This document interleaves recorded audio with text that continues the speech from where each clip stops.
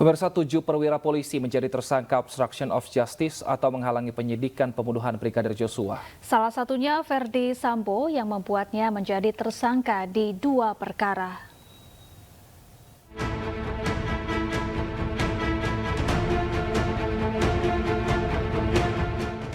Direktorat Cyber Bareskrim Polri menetapkan 7 tersangka kasus obstruction of justice atau perintangan penyidikan kasus pembunuhan Brigadir Joshua. Verdi Sambo menjadi yang paling terakhir ditetapkan menjadi tersangka menyusul 6 perwira sebelumnya. Para tersangka obstruction of justice berperan merusak barang bukti elektronik dan juga menambah barang bukti di TKP untuk menghambat proses penyidikan. Bergiliran para tersangka menjalani sidang kode etik sejak kemarin. Tentunya dari Biro Watprov ini bekerja secara maraton juga, tidak mengenal lelah, akan juga menggelar sidang-sidang bagi terduga pelanggar obstruction of justice yang lainnya. Ya, rekan-rekan sudah ketahui mulai dari Brigjen HN dan terus akan kita gelar semuanya sampai dengan tuntas.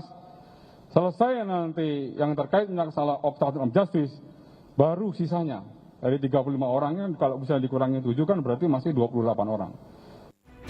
Sedangkan berkas perkara sedang diselesaikan dan rencananya pekan depan akan dilimpahkan ke kejaksaan. Ya, 7 perwira polisi menjadi tersangka obstruction of justice atau menghalangi penyidikan dalam kasus pembunuhan Brigadir Joshua. Kompol Cak Putranto pun dipecat tidak dengan hormat.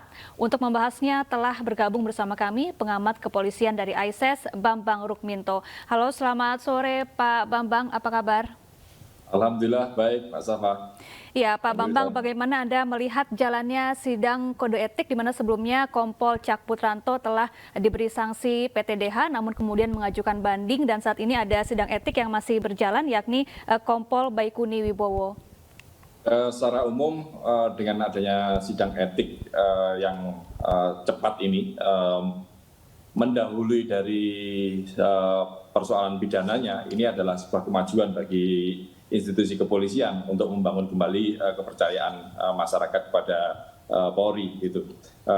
Terkait dengan sidang ini tadi, putusan PTDH untuk Kompol Cuk Putranto menyusul sebelumnya juga PTDH bagi Irjen Sambo, tetapi kan mereka berdua juga mengajukan banding. Artinya memang kalau melihat bagaimana mereka ini adalah bagian dari Dipropam, mereka ini tidak memahami bagaimana aturan etika profesi di Dipropam sendiri. Makanya kemudian terjadi pelanggaran obstruction of justice gitu. Dan dalam sidang ini memang selayaknya sidang memutuskan untuk PTDH karena sebuah pelanggaran obstruction of justice ini adalah pelanggaran yang sangat fatal dan merupakan malpraktek bagi profesi kepolisian gitu. Karena tanpa ada tindakan tegas PTDH ini tidak akan memberikan efek jera bagi anggota lain untuk tidak melakukan obstruction of justice. Seperti itu, Pak.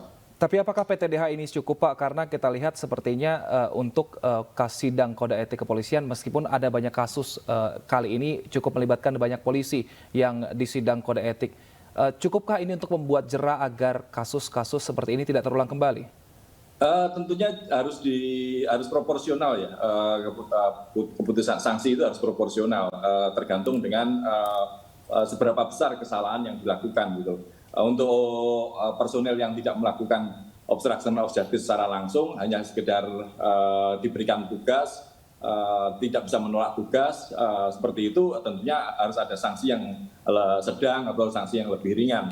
Hanya saja bagi personel yang memiliki kewenangan untuk memutuskan dan tetap melakukan obstruction of justice, ini sanksi terberat PTDH ini harus dilakukan gitu agar ke depan tidak muncul lagi penyalahgunaan kewenangan untuk memerintah hal-hal yang di luar etika kepolisian seperti itu. Karena obstruction justice tadi seperti yang saya sampaikan di awal adalah malpraktek bagi profesi kepolisian itu yang harus ditandaskan karena ketika seseorang anggota kepolisian melakukan malpraktek dengan melakukan obstruction justice, ini pertaruhannya adalah kepercayaan masyarakat kepada kepolisian terkait dengan penegakan hukum. Ketika penegakan hukum ini bisa direkayasa melalui obstruction of justice, akibatnya tidak akan muncul rasa keadilan di masyarakat seperti itu.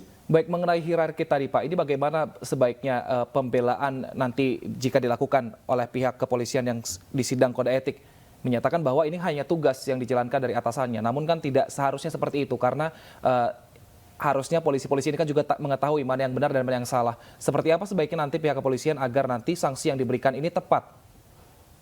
Tentunya harus proporsional ya, dan kadarnya juga dihitung dengan tingkat jabatan, terus kemudian kepangkatan gitu.